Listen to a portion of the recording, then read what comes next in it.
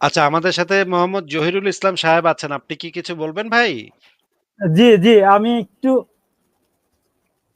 কথা হ্যাঁ, হ্যাঁ, বলতে বলেন, বলেন। চাচ্ছি। আমি সিস্টেম তো ভালো বুঝি না। ভুল হলে ক্ষমা চাই। আচ্ছা, আচ্ছা, অসুবিধা নেই। ঠিক আছে। শোনা যাচ্ছে আপনার কথা। বলেন, বলেন। জি, ধন্যবাদ আপনাকে। আমি ওই কমেন্টসেও লিখেছি। আ লিখাটা আপনাদের চোখে পড়েছে কিনা এই কথা বলব না এখন। আমি একটু কাজ করতেছি। সরো।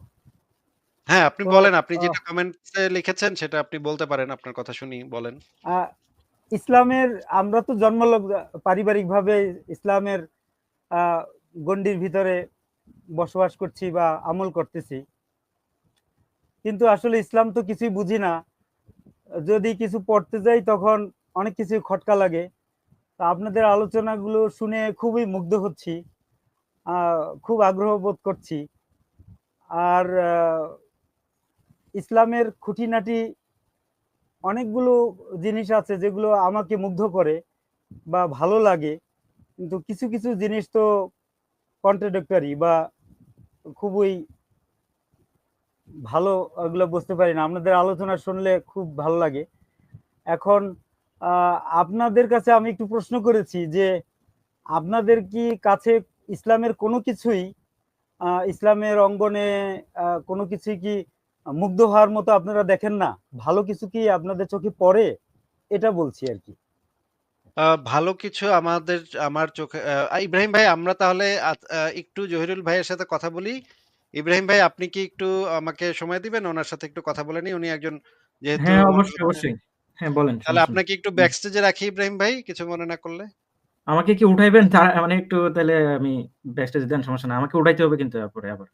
আচ্ছা আমার ঠিক কথা আছে। আছে। আচ্ছা ঠিক আছে আপনি থাকেন, এখানেই কিন্তু থাকেন, আপনার এই অসুবিধা নেই। তাফসীর দেখাইছেন। ঠিক আছে? আমার কিন্তু কথা আ আছে। ঠিক আছে? আচ্ছা, আচ্ছা এখানেই থাকেন, অসুবিধা নেই। আমরা একটু জহিরুল ভাইয়ের সাথে একটু কথা বলে হ্যাঁ। নিই। জহিরুল সাহেব আপনাকে আমি যেটা বলতে চাই জি, যে ইসলামের ভিতরে জি এমন স্যার। কিছু ভালো কিছু আমি কখনো পাই নাই, যেইটা জি, আমি আমার যুক্তি দিয়ে সেটা ভালো নাকি মন্দ এটা বুঝতে পারি না। ইসলাম আমারে ১ম বার সেইটা যে ভালো, এটা যে ইসলাম আমারে ১ম বার বলছে এরকম কোনো কিছু আমি পাই নাই ইসলামের ভিতরে। বরঞ্চ ইসলামের ভিতরে আমি ১ম বার এরকম অনেক জিনিস পাইছি যেগুলো খুবই জঘন্য, জঘন্য কথাবার্তা। আ জি, আপ আমি যেটা আসলে আপনাকে বোঝাতে চাচ্ছি যে, ইসলামের ভিতরে হয়তো ভালো অনেক কিছু আছে। সেইগুলা ইসলামে আছে বলে যে জিনিসগুলা ভালো সেটা না। সেগুলো আমি আগে থেকেই জানি যে, ইসলাম না জানলেও আমি এটা বুঝতাম যে এটা ভালো কাজ। যেমন ধরেন গরিবকে খাবার দেয়া। গরিবকে জি, যদি জি, কেউ জি, খাবার দেয়, এটা ভাই জি, আমার ইসলাম দরকার নাই ভাই। কোরআন দরকার নাই ভাই এটা বোঝার জন্য আমার। আমি জি, যদি নাস্তিক্য হইতাম, আমি যদি ছোটকাল থেকে নাস্তিক হইতাম, তাইলেও আমি এটা বুঝতাম যে এটা একটা ভালো কাজ। যদি আমার সামর্থ্য থাকে, তাইলে আমি যার কাছে যার খাবার নাই তাকে একটু খাবার দিব। এটা ইসলাম যে আমাকে বলার পরে আমি এটা বুঝতে পারলাম, ব্যাপারটা এরকম না। এটা ইসলাম না থাকলেও জি, আমি বুঝতে পারতাম। ঠিক আছে? বা জি স্যার। যেমন ধরেন আর কি ভালো কাজ আছে? যেমন ধরেন সত্য কথা বলা উচিত, তাই না? বেশিরভাগ জি, সময় জি। আমরা সত্য কথা এটার বলার ব্যাপারে চেষ্টা করি। বলে সত্য কথা বলো, সদাচরণ করো এগুলো। এই জিনিসটা আমার ইসলামে আসলে দরকার নেই ইসলামের। এটা আমি এমনি বুঝি। আমি আমার ইসলাম ছাড়াও আমি এটা বুঝতে পারতাম। ইসলাম মনে করেন পৃথিবীতে নাই। কোরআন পৃথিবীতে নাজিলই হয় নাই। তারপরেও আমি আমার যুক্তি দিয়ে এই জিনিসটা বুঝতে পারতাম যে সত্য কথা বেশিরভাগ সময় সত্য কথা বলাটাই উচিত। যতক্ষণ না নিজের জীবনের বিপদ আসে। নিজের জীবনের উপরে আসলে তখন একটু মিথ্যা কথা বলা-টলা ঠিক আছে। কারণ নিজেরে তো জি, বাঁচাইতে হবে। নিজের জীবনটা রক্ষা করতে হবে। তখন একটু মিথ্যা কথা টা বলা যায়। কিন্তু বেশিরভাগ সময় সত্য কথা বলা উচিত। এই সমস্ত বিষয় ইসলামের আগে থেকেই মানুষ এগুলো আসলে জানে। ইসলাম আবির্ভাব হওয়ার আগে থেকেই মানুষ এই জিনিসগুলো আসলে জানে। তৎকালীন পৌত্তলিক সমাজে ইসলাম যেই সমাজে আবির্ভূত হয়েছে ১৪০০ ১৪৫০ বছর আগে মক্কায়, সেই সময়ের মানুষ অলরেডি সেগুলা জানতো।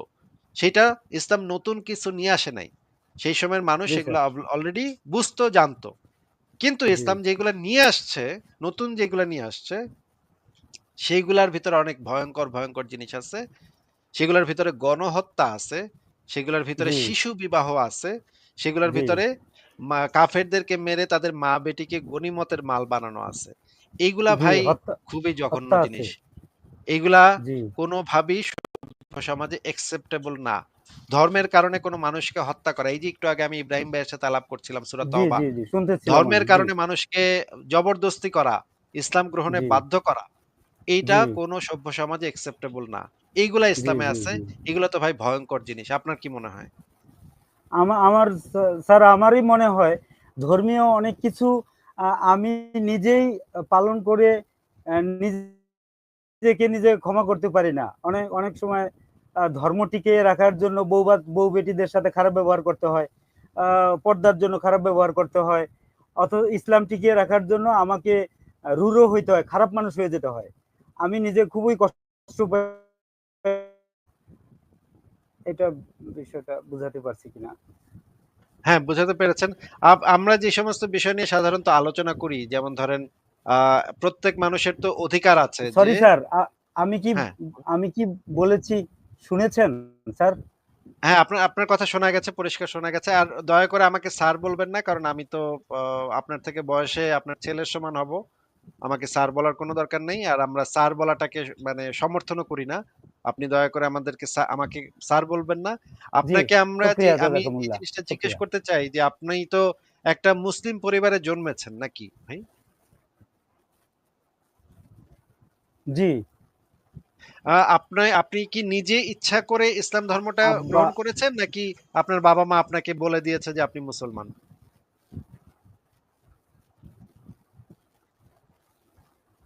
মানে পরকাল পরকালের উপরে প্রগাঢ় বিশ্বাস এ নিয়ে ঈমান আমল নিয়ে চলি। কিন্তু এটা যদি না প্রাপ্তি না ঘটে তাহলে মানে মেনে নিতে পারছি না। দুঃখে কষ্টে আ খুবই আঘাতপ্রাপ্ত হচ্ছি। সারা জীবন ইবাদত করে ধর্মকর্ম করে চলার চেষ্টা করছি। এগুলো যদি সবই ফেলনা হয়ে যায়, খুব আঘাতপ্রাপ্ত হচ্ছি আরকি। হ্যাঁ, সেটা তো অবশ্য ঠিকই বলেছেন যে এত বছর ধরে আপনি এত কাজ করেছেন, এত ইনভেস্ট করেছেন, নামাজ রোজা করেছেন, এত সুন্দর দাড়ি রেখেছেন। কিন্তু এটা যদি এখন মিথ্যা হয়ে যায় তাহলে তো বিরাট একটা সমস্যা। এত বছরের ইনভেস্ট সব তো বৃথা গেল নাকি? জি, কিন্তু এই জিনিসটা কি আপনি কখনো মানে যাচাই করে দেখেছেন? যুক্তি আমার দিয়ে বোধহয় নেটটা যাচাই করে একটু দুর্বল যাচ্ছে।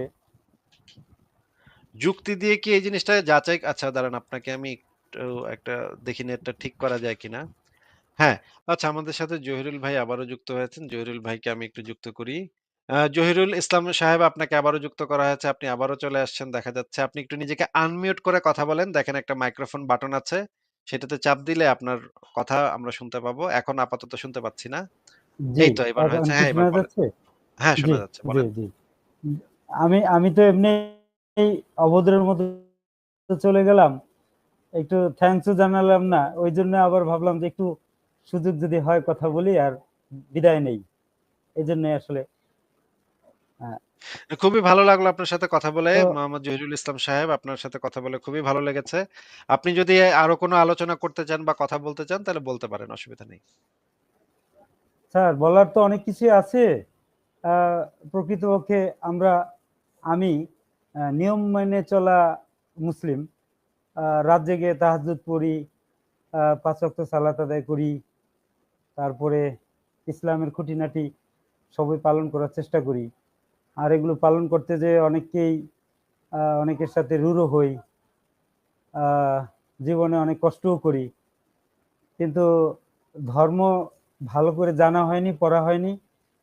যখনই জানতে যাই তখন খটকা লাগে। অধিকাংশ জিনিসই বুঝতে পারি না।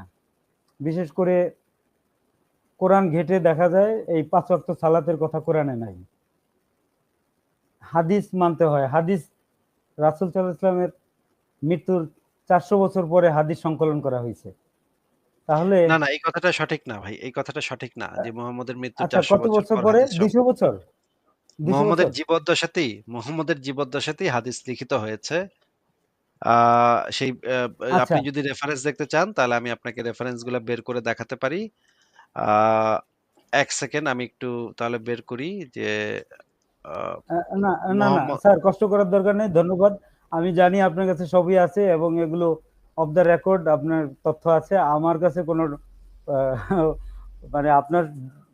মানে আপনার বিপক্ষে দাঁড় করানোর মতো আমার কাছে কোনো এভিডেন্সই নাই। আমি শুধু হলো মানে দেখে দেখে মুসলিম, দেখে দেখে ইসলাম মানি।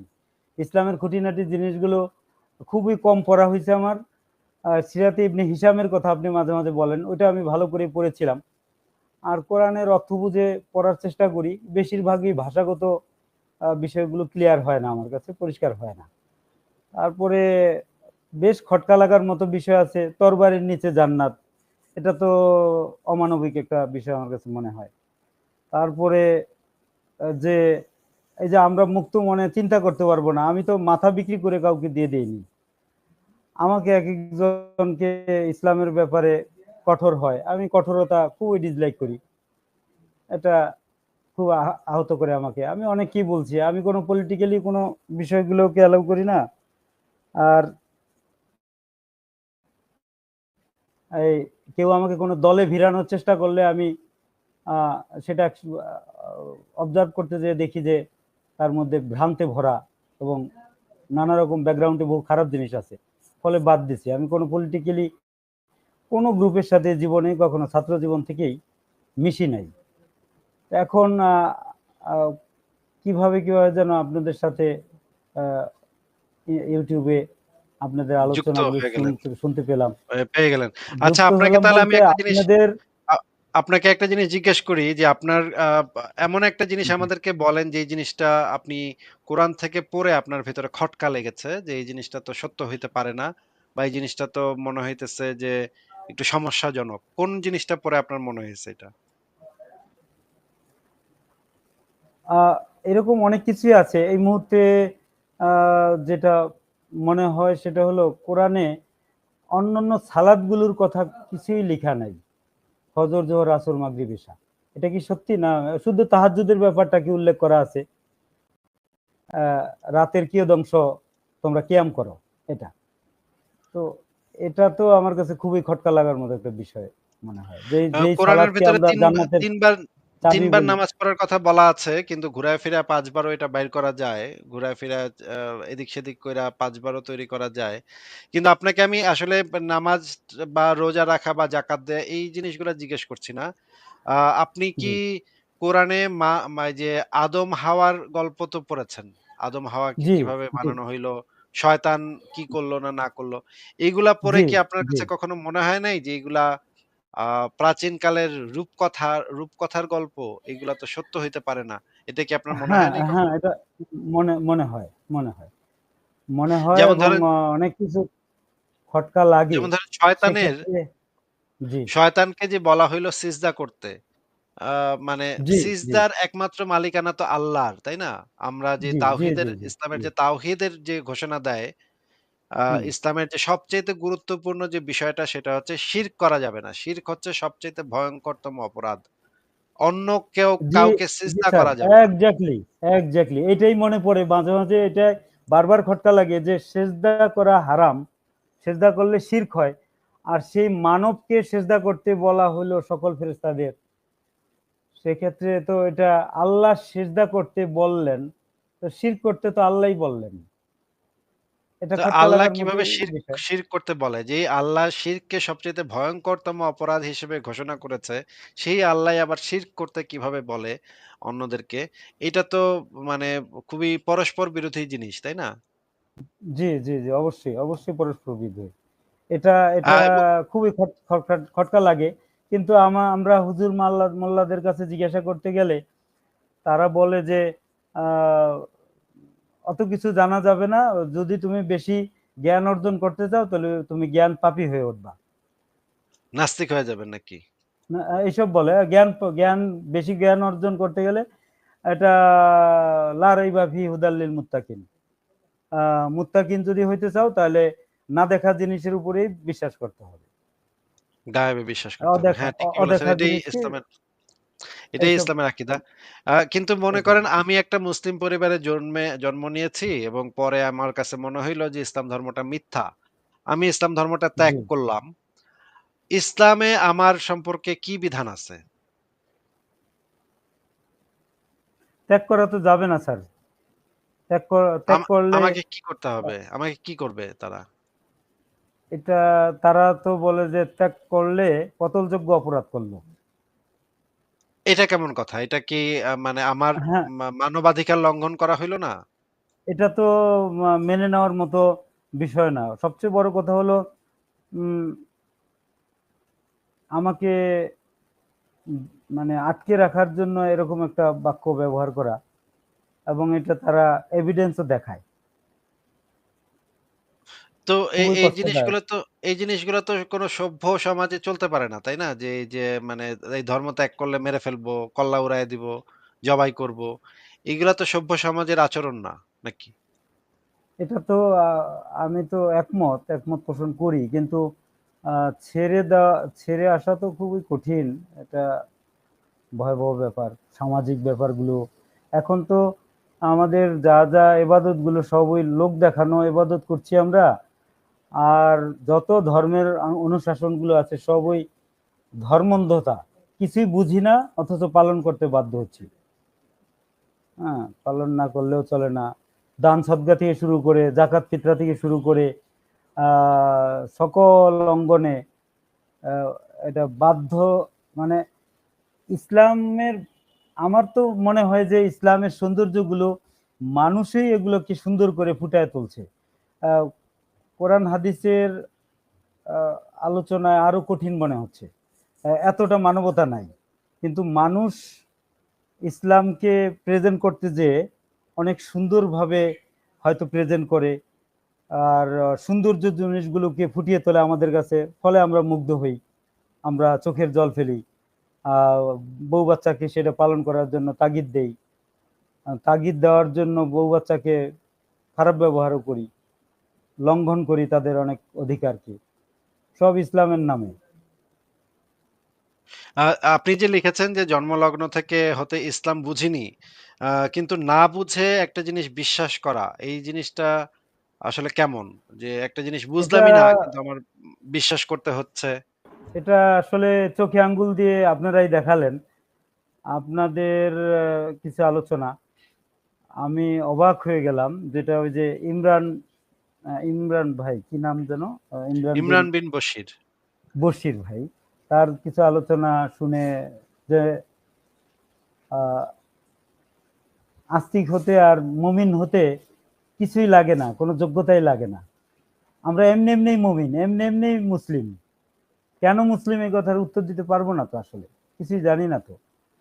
কিন্তু আপনারা যা করছেন, শ্রদ্ধায় মাথা, মানে ভক্তি শ্রদ্ধা চলে আসে আপনাদের প্রতি, যে কত জ্ঞান গর্ভ আপনারা আলোচনা করেন এবং কত জ্ঞান রাখেন, কত পড়াশোনা করা আছে আপনাদের। তো প্রকৃতপক্ষে আল্লাহকে চেনা বা যদি আহ, মানে বিশ্ব ব্রহ্মাণ্ড চালানোর মতো কোনো বিশেষ পাওয়ার থাকে, তো সে আপনারা চিনেন তাকে, আপনারা সেটার এক্সপেরিমেন্ট আপনাদের কাছে আছে। আমরা তো মানে কিছুই জানি না, জিরো জিরো আমরা। এইরকম অজানা আর এরকম মূর্খদের, জাহেলদের আল্লাহ জান্নাত দিয়ে দেবে আর হুর দেবে, আর সেই জান্নাতের জন্য আমরা সারা জীবন ধরে আত্মত্যাগ, স্যাক্রিফাইস।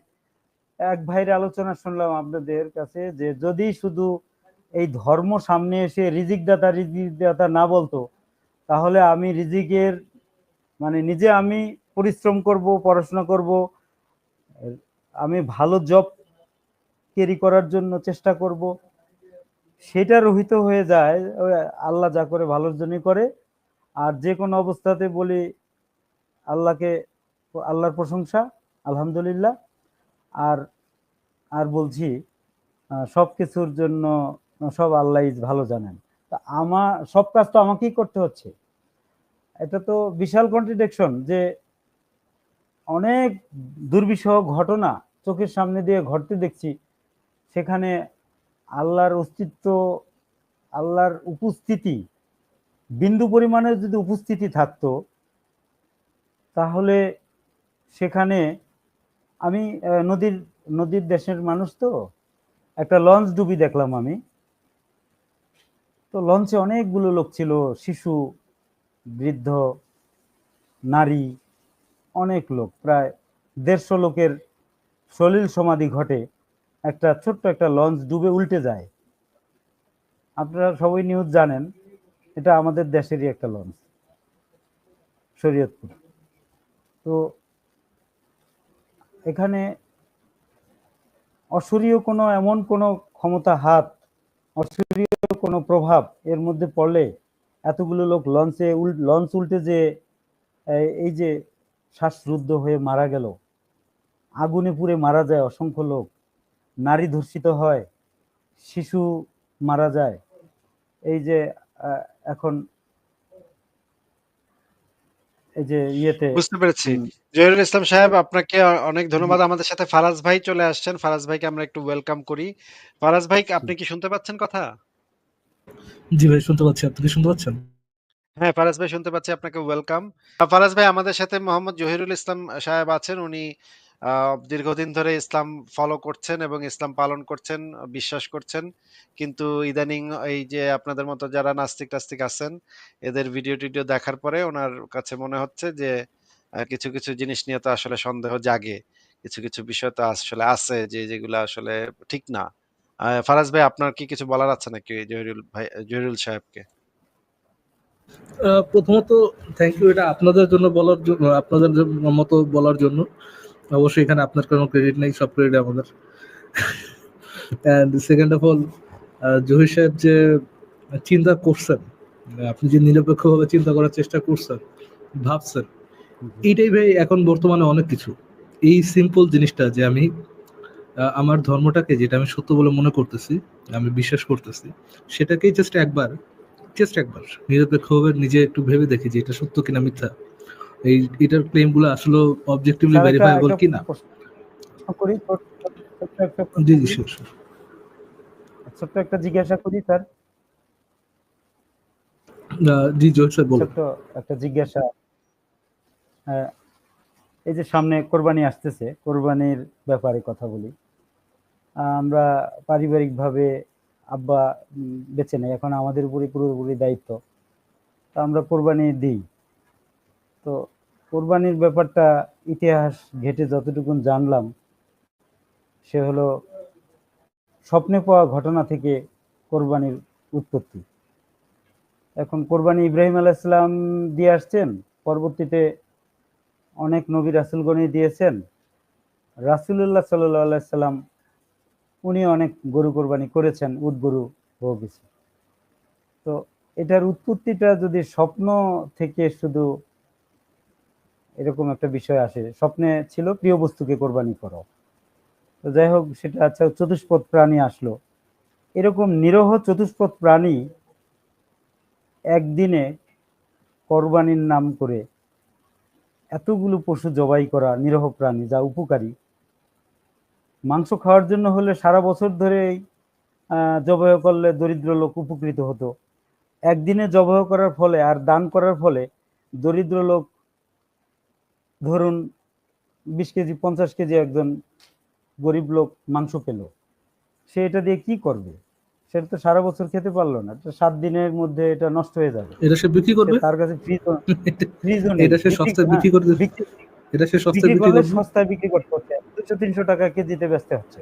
তার মানে সে এটা আর্থিকভাবে লুজার হচ্ছে। তা আমরা এই কোরবানির নামে সারা বছর ধরে জবাই করলে একটা সমন্বয় হতো বছরে, কিন্তু একদিনে কোরবানি করার ফলে অসংখ্য পশু জবাই হচ্ছে, কিন্তু কতটা উপকৃত হচ্ছে, মানবিকভাবে কতটা গ্রহণযোগ্যতা আছে। কিন্তু আমরা তো এটাকে খুব ধর্ম পালন করা, আল্লাহর সন্তুষ্টির জন্য কোরবানি দিয়ে ফেলছি। তো এটা একটু আপনাদের পক্ষ থেকে কিছু কথাবার্তা শুনতে চাচ্ছি। এটা তো এর চেয়ে দরিদ্রদের টাকা দিলে কিন্তু সে উপকৃত হয়, আর সে মাংস কিন্তু কিনবে নাকি ঘরের চাউল আপনি কিনবে? জহির স্যার, আপনি এখানে একটু ভুল করতেছেন, মানে ভুলভাবে জিনিসটা দেখতেছেন। আপনি দেখতেছেন কোরবানি দেওয়ার উদ্দেশ্য, আপনি যেটাকে ফোকাস করতেছেন সেটা হচ্ছে গরিবদের উপকার। কিন্তু স্যার, গরিবদের উপকারের জন্য তো কোরবানি প্রথা আসেনি। কোরবানি প্রথা এসেছে আল্লাহকে সন্তুষ্টি করার জন্য। তো কেবলমাত্র শুধুমাত্র আল্লাহকে সন্তুষ্ট করার জন্য। এখন আল্লাহর সন্তুষ্টিটা কেবলমাত্র একসময় সরি আমি আবার একটু কথা ঢুকাচ্ছি। না না স্যার, বলেন স্যার। আল্লাহর সন্তুষ্টির জন্য এক সময় আকাশ থেকে আগুন নেমে মাংস ঝলসে দিত, কোরবানিটা ঝলসে দিত। সেই প্রক্রিয়া তো এখন নাই। আমার কোরবানি কবুল হচ্ছে কিনা আমি তো জানি না, এটা একটা ধোঁয়াটেই রয়ে যাচ্ছে। তাই আমি এত বড় একটা গরু কোরবানি করছি, সেটা আল্লাহ সন্তুষ্ট হাসিল হচ্ছে কি হচ্ছে না, একটা গরুর যদি ঠ্যাং ভাঙা থাকে বা একটা খুর বাঁকা থাকে, তাহলেও গরুটা কোরবানি আল্লাহর কাছে সেটা গ্রহণযোগ্যতা হবে না। ত্রুটিযুক্ত কোনো গরু জবাই করা যাবে না। তো অনেক কিছু নিয়ম কানুন, এত কিছু করে দেখা যাচ্ছে যে আমাকে আল্লাহ কবুল করে নিল না। এত সালাত আদায় করতেছি কিন্তু আমার সালাত কবুল হচ্ছে না। কবুল হলো কি হলো না জানি না। আমি দান করতেছি, আমার দান কবুল হবে কি হবে জানি না। তো এত ধোয়াটে কেন? ক্লিয়ার তো কোনো কনসেপশন নাই। আর আমি নিশ্চিত তো হতে পারছি না যে আমি জান্নাতে যাব। আমার এত কিছু করার পরে আমি জাহান্নাম। তো কুকুরের পানি পান করে একজন পতিতালয়ের নারী জান্নাতে যেতে পারছে, তার মানে এটা তো আল্লাহর একটা স্বেচ্ছাচারিতা। এখানে কোন রকম কি কোনো ভিত্তি আছে যে আমি এই এবং আমল করলে ওই অবশ্যই জান্নাতে যাব? স্যার, এবং ওই স্বেচ্ছাচারিতার বিরুদ্ধেও তো আপনি কিছু বলতে পারবেন না, কেননা আল্লাহ না না, আপনাকে কিছু কোনো ধরনের এক্সপ্লেনেশন দিতে ইয়ে না, মানে দায়বদ্ধ না না, না। কেউ কেউ কেউ আপনি কেউ দায়বদ্ধ, দায়বদ্ধ না। কিন্তু তিনি দায়বদ্ধ না। সো আপনি আ- আল্লাহর ফেয়ারনেস নিয়ে স্বপ্ন মানে প্রশ্ন করতে পারবেন না। আল্লাহ ফেয়ার, এটা আপনাকে মানতে হবে। আল্লাহর সর্বোত্তম বিচারক, এটা আপনাকে মানতে হবে। বাট আপনি যদি সরাসরি দেখেন তার বিচারের মধ্যে ঘাপলা আছে, এটা নিয়ে আপনি কোনো কোশ্চেন করতে পারবেন না। জি জি আসিফ ভাই। আ- ফারাজ ভাই, আপনি তাহলে কিছুক্ষণ জহিরুল ভাইয়ের সাথে কথা বলেন এবং অন্যদেরকেও যুক্ত করেন। আমি একটু ঘুরে আসি। আর আমরা কিন্তু আরেকটা আসিফ কথা। কিন্তু আসিফ ভাই, হ্যাঁ, হ্যাঁ, বলেন। আসিফ ভাই, আমরা বাবুর ছবি লাইভ কখন দেখবো? ওইটা হবে ভাই, এটা হবে পরে আরেকদিন হবে। কিন্তু আমি আপনাকে যেটা বলে যেতে চাই যে জহিরুল সাহেবকে আমরা ভিডিও অন রেখে কথা বলতে দিচ্ছি এই কারণে যে উনি এমন কিছু এই পর্যন্ত বলেন নাই যেটা সরাসরি ধর্মের একদম তীব্র সমালোচনা বা বিরোধিতা, এরকম কিছু উনি বলেন নাই। উনি জাস্ট ওনার মনে যেই সমস্ত প্রশ্ন জাগছে বা যেই ধরনের সন্দেহ জাগছে সেগুলা খুঁটিনাটি বলছেন। ফারাজ ভাই, তাহলে আপনি কিছুক্ষণ ওনার সাথে কথা বলেন, আমি একটু ঘুরে আসি। তাহলে ওকে ভাই। মহিউদ্দিন স্যার, আপনাকে ধন্যবাদ। আহ, দেখা হবে আপনাকে অনেক ইনশাআল্লাহ আবার। ধন্যবাদ জহিরুল ভাই, আপনাকে অনেক ধন্যবাদ। জি আপনি ভালো থাকবেন। আমি জি একটু আসছি জি কিছুক্ষণের মধ্যে। জি জি, আল্লাহ।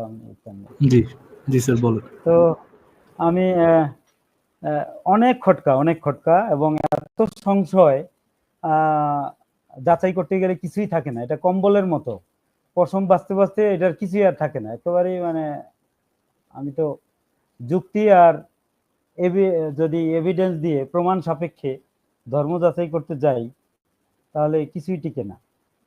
এবং আমি যা করে আসছি সবই ভুল মনে হচ্ছে। জি, জি স্যার। দেখেন, আমাদের ইসলাম ধর্মের একেবারে ফাউন্ডেশন, প্রথম ফাউন্ডেশন গুলাই তো হচ্ছে আপনার অন্ধবিশ্বাসের উপর। যেমন ইমানের যে 5টা স্তর আছে বা 6টা স্তর আছে, সেই যেটা দ্বারা যেখানে আপনি কোনো ধরনের কোনো কোশ্চেন করতে পারবেন না, আপনাকে জি শুধুমাত্র মানতে হবে। আপনি যে শুনবেন এবং মানবেন। এই ইয়েগুলা কি, ফাউন্ডেশন হচ্ছে নবী মোহাম্মদের করা কিছু ক্লেম, কিছু দাবি। এই দাবিগুলো আপনাকে অন্ধভাবে বিশ্বাস করতে হবে।